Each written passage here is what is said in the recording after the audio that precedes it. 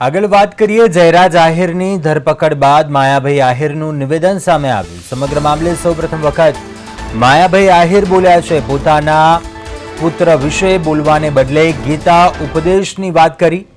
ગીતામાં ભગવાન કૃષ્ણએ કહેલી વાતને ઉચ્ચારી। જે થઈ રહ્યું છે અને જે થશે તે બરાબર થશે તેમ જણાવ્યું। સમગ્ર મામલે સૌપ્રથમ વખત બોલ્યા છે માયાભાઈ આહિર। સમગ્ર જે બનાવ બન્યો હતો ત્યારબાદ આ કહી શકાય તેમની આ પહેલી પ્રતિક્રિયા છે તે સામે આવી છે।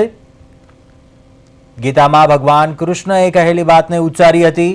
ગીતાના ઉપદેશ અંગે વાત કરી। કહ્યું કે જે થયું અને જે થઈ રહ્યું છે જે થશે તે બરાબર થશે।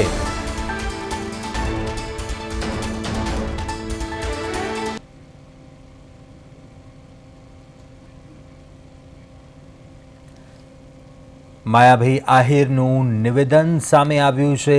ગીતાના ઉપદેશ અંગે વાત કરી તેમણે આ નિવેદન દરમિયાન।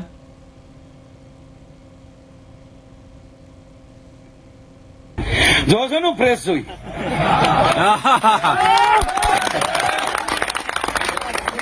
કારણ કે હું ગીતાને માનું છું, ભગવાનને માનું છું। જે અર્જુન જે થઈ રહ્યું છે એ બરાબર થઈ રહ્યું છે અને જે થયું એ પણ બરાબર થયું છે અને જે થશે એ પણ બરાબર થશે।